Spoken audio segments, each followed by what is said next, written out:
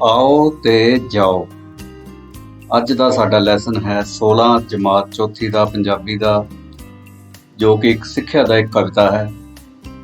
ਬੱਚਿਓ, ਪਾਠ ਦੇ ਨਾਮ ਆਓ ਤੇ ਜਾਓ ਦੋ ਸ਼ਬਦਾਂ ਵਿੱਚ ਹੀ ਸਾਰੇ ਪਾਠ ਦਾ ਸਾਰ ਆ ਜਾਂਦਾ ਹੈ। ਆਓ ਮਤਲਬ ਸਾਰੇ ਮਿਲ ਕੇ ਜਾਂ ਸਾਰਿਆਂ ਦੇ ਸਾਥ ਨਾਲ ਕੰਮ ਨੂੰ ਸਿਰੇ ਚਾੜਨਾ, ਜਾਂ ਆਪ ਵੀ ਆਪਣੇ ਸਾਥੀਆਂ ਨਾਲ ਮਿਲ ਕੇ ਮਿਹਨਤ ਕਰਨੀ। ਤੇ ਜਾਓ ਭਾਵ ਕਿਸੇ ਨੂੰ ਹੁਕਮ ਦੇਣਾ, ਅਰਥਾਤ ਆਪ ਨਾ ਕੋਈ ਕੰਮ ਕਰਕੇ ਜਾਂ ਮਿਹਨਤ ਕਰਕੇ, ਸਗੋਂ ਕਿਸੇ ਦੂਸਰੇ ਦੇ ਸਿਰ ਤੇ ਕੰਮ ਦੀ ਜ਼ਿੰਮੇਵਾਰੀ ਸੌਂਪ ਦੇਣੀ। ਫਿਰ ਬੱਚਿਓ, ਤੁਹਾਨੂੰ ਪਤਾ ਹੀ ਹੈ ਕਿ ਜਦੋਂ ਅਸੀਂ ਆਪ ਕਿਸੇ ਕੰਮ ਵਿੱਚ ਸ਼ਾਮਲ ਹੁੰਦੇ ਹਾਂ ਤਾਂ ਸਾਨੂੰ ਮਿਹਨਤ ਕਰਦਿਆਂ ਨੂੰ ਵੇਖ ਕੇ ਸਾਡੇ ਨਾਲ ਦੇ ਵੀ ਮਿਹਨਤ ਕਰਦੇ ਹਨ, ਪਰ ਜਦੋਂ ਆਪ ਵਿਹਲਿਆਂ ਬੈਠ ਕੇ ਕਿਸੇ ਦੂਸਰੇ ਦੇ ਸਿਰ ਤੇ ਕੰਮ ਸੌਂਪਦੇ ਹਾਂ ਤਾਂ ਕੰਮ ਕਦੀ ਵੀ ਸਿਰੇ ਨਹੀਂ ਚੜ੍ਹਦਾ। ਇਹੀ ਇਸ ਕਵਿਤਾ ਵਿੱਚ ਦੱਸਿਆ ਗਿਆ ਹੈ। ਆਓ ਕਵਿਤਾ ਸ਼ੁਰੂ ਕਰਦੇ ਹਾਂ।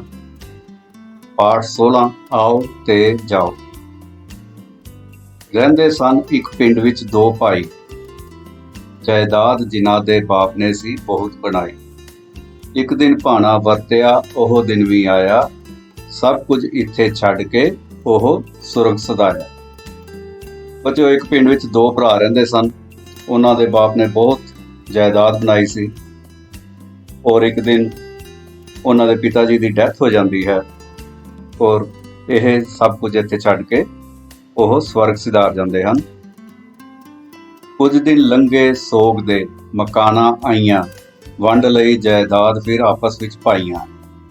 ਪਹਿਲੀ ਡੰਗਰ ਵੰਡ ਲਏ ਸਭ ਪੈਸਾ ਧੇਲੀ, ਅੱਧੀ ਅੱਧੀ ਵੰਡ ਲਈ ਫਿਰ ਦੋਹਾਂ ਹਵੇਲੀ। ਬੱਚਿਓ, ਪਿਤਾ ਜੀ ਦੀ ਮੌਤ ਤੋਂ ਬਾਅਦ ਦੋਨਾਂ ਭਰਾਵਾਂ ਨੇ ਸਾਰੀ ਜਾਇਦਾਦ, ਜਿਹਦੇ ਵਿੱਚ ਖੇਤ, ਡੰਗਰ, ਸਭ ਪੈਸੇ ਵਗੈਰਾ ਔਰ ਹਵੇਲੀ, ਅੱਧੇ ਅੱਧੇ ਦੋਨਾਂ ਨੇ ਵੰਡ ਲਏ। ਵੱਡੇ ਭਾਈ ਸੋਚਿਆ ਹੈ ਧਨ ਬਥੇਰਾ, ਕਰਾਂ ਕੰਮ ਮੈਂ ਕਿਸ ਲਈ ਕੀ ਥੁੜਿਆ ਮੇਰਾ। ਕੰਮ ਲਈ ਉਸ ਰੱਖ ਲਏ ਕੁਝ ਨੌਕਰ ਚਾਕਰ, ਆਪ ਰਹਿਣ ਲੱਗ ਪਿਆ ਸ਼ਾਹਾਂ ਦੇ ਵਾਕਰ। ਬੱਚਿਓ, ਜਿਹੜਾ ਵੱਡਾ ਭਰਾ ਸੀ ਉਸਨੇ ਸੋਚਿਆ ਕਿ ਮੇਰੇ ਕੋਲ ਬਹੁਤ ਜ਼ਿਆਦਾ ਧਨ ਹੈ, ਜਾਇਦਾਦ ਹੈ, ਜੋ ਕਿ ਉਹਨਾਂ ਦੇ ਪਿਤਾ ਜੀ ਵੱਲੋਂ ਮਿਲੀ ਸੀ, ਤੇ ਉਹਨੇ ਸੋਚਿਆ ਕਿ ਹੁਣ ਮੈਨੂੰ ਕੰਮ ਕਰਨ ਦੀ ਕੀ ਲੋੜ ਹੈ, ਤੇ ਉਹਨੇ ਨੌਕਰ ਚਾਕਰ ਰੱਖ ਲਏ ਤੇ ਉਹਨਾਂ ਰਾਹੀਂ ਕੰਮ ਕਰਾਉਣ ਲੱਗਿਆ ਤੇ ਆਪ ਘਰ ਵੇਲਾ ਸੇਠਾਂ ਦੇ ਵਾਂਗਰ ਰਹਿਣ ਲੱਗ ਪਿਆ। ਛੋਟਾ ਭਾਈ ਬਹੁਤ ਸੀ ਕੰਮਾਂ ਤੇ ਸਿਆਣਾ, ਮਿੱਠਾ ਸਭ ਨੂੰ ਬੋਲਦਾ ਸਭ ਦੇ ਮਨ ਭਾਉਣਾ। ਨੌਕਰ ਉਸ ਵੀ ਰੱਖ ਲਏ ਦੋ ਤਕੜੇ ਬੰਦੇ, ਉਸ ਦੇ ਵਾਂਗ ਹੀ ਮਿਹਨਤੀ ਜਾਣਨ ਕੰਮ ਧੰਦੇ। ਬੱਚੋ, ਜਿਹੜਾ ਦੋਨਾਂ ਦੇ ਛੋਟਾ ਭਰਾ ਸੀ ਉਹ ਬਹੁਤ ਸਿਆਣਾ ਸੀ, ਸਾਰਿਆਂ ਨਾਲ ਬਹੁਤ ਮਿੱਠਾ ਬੋਲਦਾ ਸੀ। ਨੌਕਰ ਉਹਨੇ ਵੀ ਦੋ ਰੱਖ ਲਏ, ਪਰ ਉਹ ਨਾਲ ਉਹਨਾਂ ਦੇ ਆਪ ਵੀ ਮਿਹਨਤ ਕਰਦਾ ਸੀ। ਦੋਵੇਂ ਕਾਮੀ ਮਿਹਨਤੀ ਤੇ ਤੀਜਾ ਭਾਈ, ਜਾਨ ਤੋੜ ਕੇ ਤੀਹਾਂ ਨੇ ਕਰੀ ਬਹੁਤ ਕਮਾਈ। ਉਧਰ ਵੱਡੇ ਭਾਈ ਦਾ ਹੋ ਗਿਆ ਸਫਾਇਆ, ਖੇਤੋਂ ਕੁਝ ਨਾ ਆਇਆ ਘਰ ਖਾ ਮੁਕਾਇਆ। ਬੱਚਿਓ, ਜਿਹੜਾ ਛੋਟਾ ਭਰਾ ਸੀ ਉਹ ਤੇ ਉਹਦੇ ਦੋਨੋਂ ਨੌਕਰ ਰਲ ਕੇ ਤਿੰਨੇ ਜਣੇ ਮਿਹਨਤ ਕਰਦੇ ਸਨ, ਔਰ ਉਹਨਾਂ ਨੇ ਚੰਗੀ ਫਸਲ ਉਗਾਈ ਔਰ ਚੰਗੀ ਕਮਾਈ ਕੀਤੀ।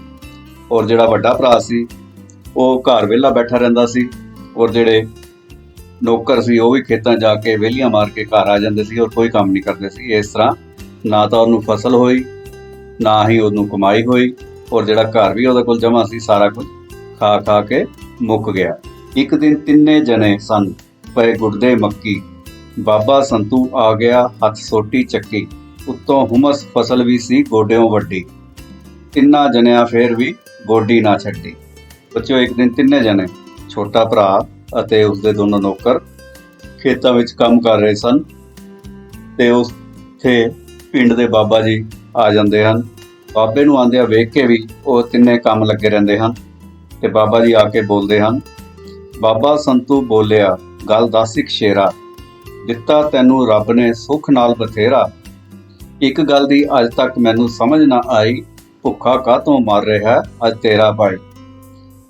ਸੰਤੂ ਬਾਬਾ ਜੀ ਬੋਲਦੇ ਹਨ, ਛੋਟੇ ਭਰਾ ਨੂੰ ਪੁੱਛਦੇ ਹਨ ਕਿ ਰੱਬ ਨੇ ਤੈਨੂੰ ਬਹੁਤ ਦਿੱਤਾ ਹੈ, ਤੇਰੇ ਕੋਲ ਬਹੁਤ ਧਨ ਦੌਲਤ ਔਰ ਜਾਇਦਾਦ ਹੈ, ਪਰ ਜਿਹੜਾ ਤੇਰਾ ਵੱਡਾ ਭਰਾ ਹੈ ਉਹ ਕਾਹਤੋਂ ਭੁੱਖਾ ਮਰ ਰਿਹਾ ਹੈ? ਕਿਉਂਕਿ ਤੁਹਾਨੂੰ ਦੋਨਾਂ ਨੂੰ ਜਾਇਦਾਦ ਬਰਾਬਰ ਬਰਾਬਰ ਮਿਲੀ ਸੀ, ਫਿਰ ਕਿ ਤੁਹਾਡੇ ਦੋਨਾਂ 'ਚ ਇੰਨਾ ਅੰਤਰ ਕਿਵੇਂ ਆ ਗਿਆ ਕਿ ਛੋਟਾ ਭਾਈ ਸੁਖੀ ਰਹਿ ਰਿਹਾ ਹੈ ਔਰ ਵੱਡਾ ਭਾਈ ਭੁੱਖਾ ਮਰ ਰਿਹਾ ਹੈ। ਤਾਂ ਛੋਟਾ ਭਰਾ ਜਵਾਬ ਦਿੰਦਾ ਹੈ, ਛੋਟੇ ਆਖਿਆ ਬਾਬਾ ਜੀ ਤੁਸੀਂ ਆਪ ਸਿਆਣੇ, ਘਰੇ ਬੈਠਿਆਂ ਰੱਬ ਨੇ ਕਦ ਘੱਲੇ ਦਾਣੇ, ਬਸ ਇੱਕੋ ਹੀ ਗੱਲ ਹੈ ਹੋਰ ਫਰਕ ਨਾ ਦੂਜਾ, ਉਸ ਲਈ ਕੰਮ ਹਰਾਮ ਹੈ ਮੇਰੇ ਲਈ ਪੂਜਾ। ਤਾਂ ਛੋਟਾ ਭਰਾ ਬਾਬਾ ਜੀ ਨੂੰ ਜਵਾਬ ਦਿੰਦਾ ਹੈ, ਬਾਬਾ ਜੀ ਮੇਰੇ ਲਈ ਕੰਮ ਹੀ ਪੂਜਾ ਹੈ ਔਰ ਮੈਂ ਕਦੀ ਵਿਹਲਾ ਨਹੀਂ ਰਹਿ ਸਕਦਾ ਔਰ ਘਰ ਕਦੀ ਵਿਹਲੇ ਬੈਠ ਕੇ ਪੈਸੇ ਨਹੀਂ ਕਮਾਏ ਜਾਂਦੇ ਔਰ ਕੰਮ ਮਿਹਨਤ ਕਰਕੇ ਹੀ ਸੁੱਖ ਮਿਲਦਾ ਹੈ ਔਰ ਸਫਲਤਾ ਮਿਲਦੀ ਹੈ। ਛੋਟਾ ਭਰਾ ਅੱਗੇ ਕਹਿੰਦਾ ਹੈ, ਉਹ ਕਾਮਿਆਂ ਨੂੰ ਆਖਦੇ ਬਈ ਕੰਮ ਤੇ ਜਾਓ, ਮੈਂ ਕਾਮਿਆਂ ਨੂੰ ਆਖਦਾ ਬਈ ਕੰਮ ਤੇ ਆਓ। ਕਦੇ ਨਾ ਆਇਆ ਖੇਤ ਵਿੱਚ ਉਹ ਮਾਰਨ ਗੇੜੇ, ਮੈਂ ਪਰ ਖੇਤੋਂ ਗਿਆ ਨਹੀਂ ਬਿਨਾਂ ਕੰਮ ਨਵੇੜੇ। ਤਾਂ ਛੋਟਾ ਭਰਾ ਦੱਸਦਾ ਹੈ, ਸਾਡੇ ਦੋਨਾਂ 'ਚ ਇਹੀ ਫਰਕ ਹੈ ਕਿ ਉਹ ਘਰ ਬੈਠ ਕੇ ਨੌਕਰਾਂ ਨੂੰ ਖੇਤਾਂ 'ਚ ਭੇਜ ਦਿੰਦਾ ਹੈ, ਜਿਹੜਾ ਕਿ ਉੱਥੇ ਜਾ ਕੇ ਉਹ ਕੰਮ ਨਹੀਂ ਕਰਦੇ, ਔਰ ਨਾ ਹੀ ਮੇਰਾ ਵੱਡਾ ਭਰਾ ਕੰਮ ਕਰਦਾ ਹੈ। ਔਰ ਮੇਰੇ ਲਈ ਜਿੰਨੀ ਦੇਰ ਤੱਕ ਮੈਂ ਕੰਮ ਮੁਕਾ ਨਹੀਂ ਲੈਂਦਾ ਖੇਤਾਂ 'ਚ ਔਰ ਆਪਣੇ ਬੰਦਿਆਂ ਤੋਂ ਕੰਮ ਕਰਵਾ ਨਹੀਂ ਲੈਂਦਾ, ਉਨੀ ਦੇਰ ਤੱਕ ਮੈਂ ਸਬਰ ਨਾਲ ਨਹੀਂ ਬੈਠ ਸਕਦਾ। ਇਹੀ ਸਾਡੇ ਦੋਨਾਂ ਦਾ ਫਰਕ ਹੈ। ਤੋ ਬੱਚਿਓ, ਇਸ ਤਰ੍ਹਾਂ ਜਦੋਂ ਬੰਦਾ ਖੁਦ ਆਪ ਮਿਹਨਤ ਕਰਦਾ ਹੈ ਤੇ ਕਿਸੇ ਦੇ ਭਰੋਸੇ ਨਹੀਂ ਰਹਿੰਦਾ ਤਾਂ ਸਫਲਤਾ ਆਪ ਉਸ ਦੇ ਕਦਮਾਂ ਨੂੰ ਚੁੰਮਦੀ ਹੈ।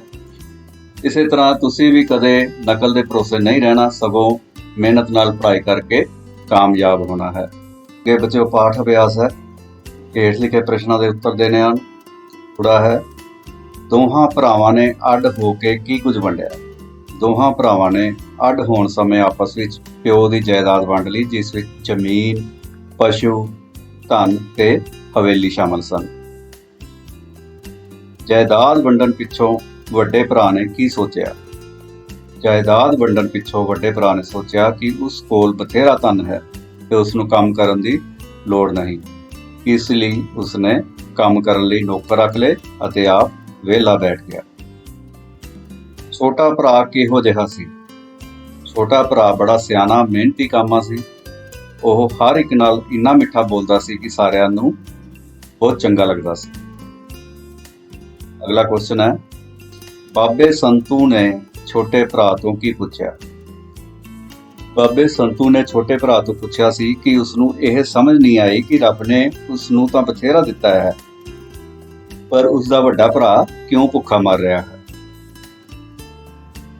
ਅੱਗੇ ਬੱਚਿਓ ਪੜ੍ਹੋ, ਸਮਝੋ ਅਤੇ ਲਿਖੋ। ਇਹ ਬੱਚਿਓ ਪੰਜਾਬੀ ਦੇ ਹੀ ਸ਼ਬਦ ਹਨ। ਇਹਨਾਂ ਦਾ ਮਤਲਬ ਦੱਸਣਾ ਹੈ, ਜਿਵੇਂ ਬਥੇਰਾ, ਬਹੁਤ, ਆਹ ਤੋਂ, ਕਿਉਂ, ਕੱਲੇ, ਭੇਜੇ, ਫਰਕ, ਭਿੰਨਤਾ ਜਾਂ ਵਖਰੇਵਾਂ। ਅੱਗੇ ਲਿੰਗ ਬਦਲਨੇ ਹਨ, ਦਾਦਾ ਦਾਦੀ, ਭਾਈ ਭੈਣ, ਨੌਕਰ ਨੌਕਰਾਨੀ, ਸ਼ੇਰ ਸ਼ੇਰਨੀ, ਭੈਣ ਭਰਾ। ਅੱਗੇ ਬੱਚਿਓ ਵਿਰੋਧਾਰਥਕ ਸ਼ਬਦ ਹਨ, ਜਿਵੇਂ ਸੋਗ ਖੁਸ਼ੀ, ਮਿਠਾਸ ਕੁੜੱਤਨ, ਤਕੜੇ ਮਾੜੇ, ਮਿਹਨਤੀ ਕੰਮਚੋਰ ਜਾਂ ਵਿਹਲੇ, ਛੋਟਾ ਵੱਡਾ, ਸੁੱਖ ਦੁੱਖ, ਭੁੱਖਾ ਰੱਜਿਆ। ਅੱਗੇ ਬੱਚਿਓ ਪੜ੍ਹਨਾ ਅਤੇ ਸਮਝਣਾ ਹੈ। ਭਾਣਾ ਵਰਤਣਾ, ਕੋਈ ਦੁਖਦਾਈ ਘਟਨਾ ਵਾਪਰਨੀ। ਸੁਰਖ ਸਿਧਾਰਨਾ, ਮਰ ਜਾਣਾ। ਸਫਾਇਆ ਹੋਣਾ, ਖਤਮ ਹੋਣਾ। ਜਾਨ ਤੋੜਨਾ, ਬਹੁਤ ਸਖਤ ਮਿਹਨਤ ਕਰਨੀ। ਅੱਗੇ ਬੱਚਿਓ ਸਤਰਾਂ ਦੇ ਅਰਥ ਦੱਸਣੇ ਹਨ। ਉਹ ਕਾਮਿਆਂ ਨੂੰ ਆਖਦਾ ਬਈ ਕੰਮ ਤੇ ਜਾਓ, ਮੈਂ ਕਾਮਿਆਂ ਨੂੰ ਆਖਦਾ ਬਈ ਕੰਮ ਤੇ ਆਓ। ਵੱਡੇ ਬੱਚਿਓ ਛੋਟਾ ਭਰਾ ਦੱਸ ਰਿਹਾ ਹੈ ਕਿ ਉਸਦਾ ਵੱਡਾ ਭਰਾ ਕਾਮਿਆਂ ਨੂੰ ਖੇਤਾਂ ਵਿੱਚ ਕੰਮ ਕਰਨ ਲਈ ਜਾਣ ਲਈ ਕਹਿੰਦਾ ਹੈ ਤੇ ਆਪ ਘਰ ਵਿਹਲਾ ਬੈਠ ਜਾਂਦਾ ਹੈ।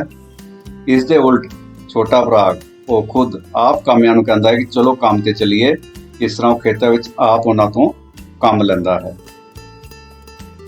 ਤੋ ਬੱਚਿਓ ਪਾਠ ਖਤਮ ਹੁੰਦਾ ਹੈ। ਫਿਰ ਮਿਲਦੇ ਹਾਂ। ਧੰਨਵਾਦ।